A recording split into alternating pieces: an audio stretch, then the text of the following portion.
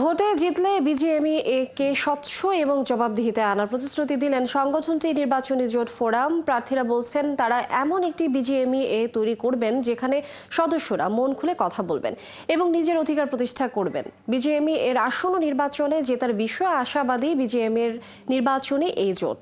জাহিদুল ইসলামের প্রতিবেদন। রপ্তানিমুখী গার্মেন্টস মালিকদের সংগঠন বিজিএমইএ 2025-27 বছরের পরিচালনা পরিষদের নির্বাচন 31 মে। বিজিএমইএ নির্বাচনী জোট ফোরামের নেতা মাহমুদুল খান হাসান বাবু এবার প্যানেল সাজিয়েছেন নবীন এবং প্রবীণ প্রার্থীদের সমন্বয়ে। তিনি বলছেন সদস্যদের সংকটের সমাধান করবেন এবং জবাবদিহিতার বিজিএমইএ প্রতিষ্ঠা করবেন।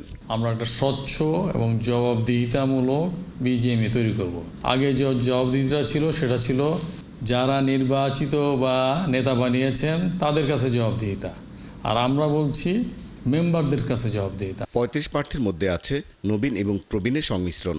তারা বলছেন সঠিক তথ্য উপাত্তে আধুনিক বিজিএমইএ প্রতিষ্ঠা এবং রপ্তানি আয় বাড়াতে বন্ধ হওয়া কারখানাগুলো চালুর ব্যবস্থা করবেন। আমি বিজিএমইএ একটা সুন্দর সংস্কার করে সুন্দর একটা বিজিএমইএ উপহার দিয়ে মালিক বান্ধব বিজিএমইএ, শ্রমিক বান্ধব বিজিএমইএ। যারা ফ্যাক্টরি চালাতে পারছেন না, বন্ধ হয়ে আছে, ওনারা কিভাবে পুনরায় ফ্যাক্টরি আবার আরম্ভ করতে পারেন বাংলাদেশ ব্যাংকের নীতি সহায়তা এবং বিজিএমইএর সহযোগিতা নিয়ে সে বিষয়ে আমি কাজ করতে চাই।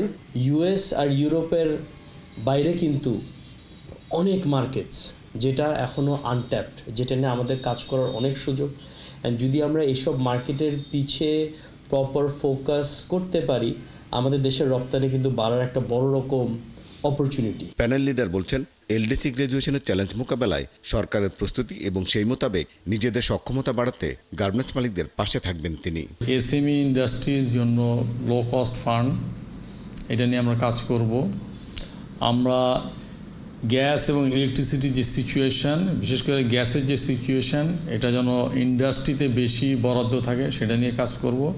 আমরা লং টার্ম প্ল্যানিং যেটা আছে যে এই সমস্যার সমাধানের জন্য, সেটা আমরা তথ্য উপাত্ত দিয়ে আমরা সরকারকে সাহায্য করব যেন এই সমস্যার সমাধান হয়। আগামী 31 মে অনুষ্ঠিত হবে বিজিএমইএর নির্বাচন। ফোরাম আশা করছে সদস্যরা ভোট দিয়ে আগামীর বিজিএমইএ পরিচালনায় তাদেরকে নির্বাচিত করবেন। জাহিদুল ইসলাম, 71, ঢাকা।